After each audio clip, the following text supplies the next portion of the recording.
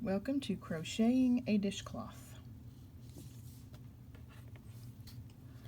We're going to start with putting the yarn on the crochet hook. We're going to make a circle with our thread, and we're going to take the tail and wrap it around the loop like so, and then we're just going to flip it over like this. You can either do that, or you can just simply do it all in one motion. Now, what we're going to do is we're going to pick up that thread that is inside the loop. We're going to go down through the bottom and up through the top. And we're going to grab hold of it, but we're not going to pull it right out. We're going to grab the tail with our other fingers and simply pull it up. That's just a slip knot. We want to keep it rather loose as we continue to make a chain. And one way I can gauge it is by slipping it up over this flat part of my needle. If it slips over it easily, it's probably a good tension. So now we're going to start chain stitching. Just leave the tail hanging down. Leave your work hanging down below your needle. And always take your thread towards the back of your work. I wrap the thread around my finger like so in order to get good tension. I'll show you how I do it. Open up my hand, I put the thread through. Down here is where the ball of the skein of yarn is. So as it comes off the skein, I take it through my fingers and I wrap twice around my index finger. I'll leave about 2 inches of straight yarn between my work and the top of my finger. This gives a good amount of tension, and I'm holding the other threads with the rest of my hand right here, giving good tension. And I often release it and rewrap it several times while I'm working. And if I do that, you'll see me do it really fast, and I won't even think to tell you what I'm doing, but that's what I'm doing. I'll release it and get a little better grip on my thread. So now I'm ready to chain stitch. I'm going to grab my work. The work are the knots you've already made and the loops you've already made. So I'm going to grab my work, what little of it I have, one little knot, with between my middle finger and my thumb. I'm going to only hold the crochet thread with my leading hand, my right hand. I'm going to come down to the back of the thread and just simply pull it through the knot. And when I pull it through the knot, I'll readjust my middle and thumb fingers up on the work. I'll go back and grab another one, pull it through. I adjust my fingers up a little bit. Sometimes it slips off the needle, you just put it right back on the same way you had it. And as you can see, I'm pulling back on this thread as I grab it to give it a good tension. Because if I'm just sitting here holding it like this, I can't control it. I can't pull it through the loop. So I'm keeping it taut as I pull it through the loop. All right. Occasionally, I will put my index finger on that loop in order to adjust things. The tension in my other hand. Okay, sorry about that. And so now I am going to make 20 total stitches for my first base row of chain stitches. I have 3 on here, and this is how you count them.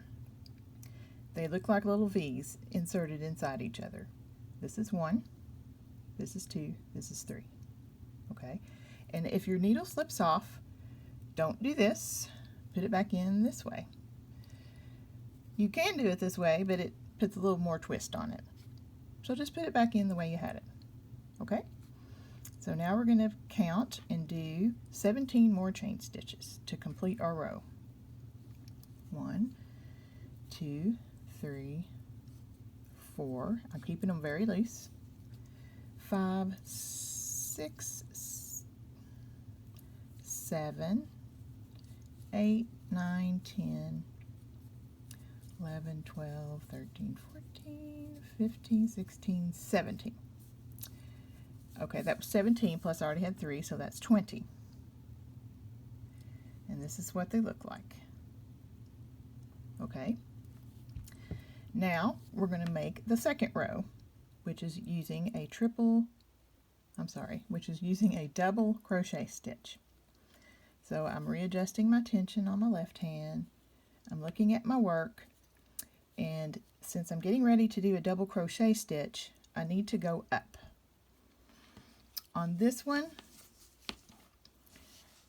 these are the double crochet stitches. You can't see what I did over here, but I chain stitched 2 more to come up. So when I did this row, it was tall off of the base line. So I know you're thinking of it, why don't you just say 22 stitches of chain stitches? Well, you got to think of it in terms of your rows. So we have 20 stitches in our first row, and now we're going to add 2, and those are going to end up turning like this vertically above our row, but they'll naturally do that as we make this first double crochet stitch. So to make a double crochet stitch, we want to be grabbing this stitch right here, this little line right here. Each one of these has little bumps on it, and that's kind of in the back. We think of this as the front, the back, and the top. Because see, it's flat if you hold it this way, and then it's a little bit wider as you hold it this way. So we want to be putting our hook into that bump there. So I'm going to wrap the yarn around my needle, and like I explained in our class, there is something called yarn over, which is grabbing it this way and doing something with it. And then there's yarn under, which is grabbing it this way and then doing something with it. I do yarn under. I think it's easier. So we're going to skip these 2 chain stitches because they are just getting us up to a tall width above our work. So I'm going to grab yarn under, and then I'm going to go find that stitch I'm going to put this in, and it's right here. I go into it. I have 3 loops on my hook. Sometimes your work wants to do this. Push it back so all you can see are your loops that you're working with. Always push your work down under your needle or in the back here. And your leading thread that's coming off your skein ought to be in the back. Don't let it come up here in the front, you'll get confused. So we went through there, now you want to grab your thread and just bring it through that first loop. Now you might want to readjust your fingers. Grab the thread again, bring it through 2 loops. Grab the thread again, bring it through the last 2 loops. And this is your double crochet stitch. And it's a little stretched out because that was the first one. When we go on further, you'll see it'll be a little bit more tighter to that bottom. I've got a big hole there right now. But it'll be tighter to that bottom row of chain stitches. So let's do a second one. We're going to go like this. Put it in that second stitch. Grab the thread, bring it through. Grab the thread, bring it through 2 of them. Grab the thread, bring it in 2 more. So now we have 2 double crochet stitches, and then this on the end I'm holding is the chain stitches that got us up to that height. I think you can see now why we did the chain stitches otherwise this was going to be like this, and that would make the row all tucked and uneven. We wanted it to be nice and smooth at the height that it's going to be. So we'll do our 3rd double crochet stitch. Grab the thread, bring it through 1, grab the thread, bring it through 2, grab the thread, bring it through another 2. So I'm just going to quickly move on across the row here, and I may end up editing the video and making this go faster because I know you don't want to sit here and watch me do each and every one. You're wanting to do this yourself. So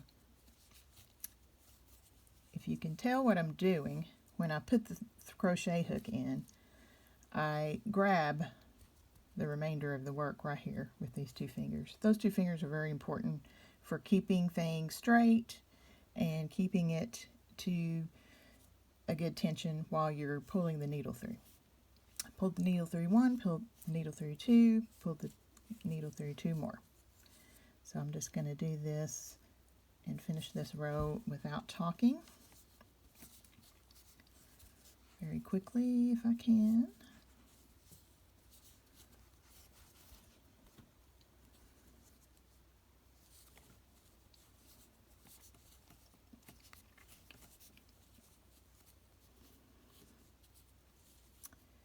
And I think I'll stop the video here so I can finish it without having to record all this, and then we'll come back to the next part.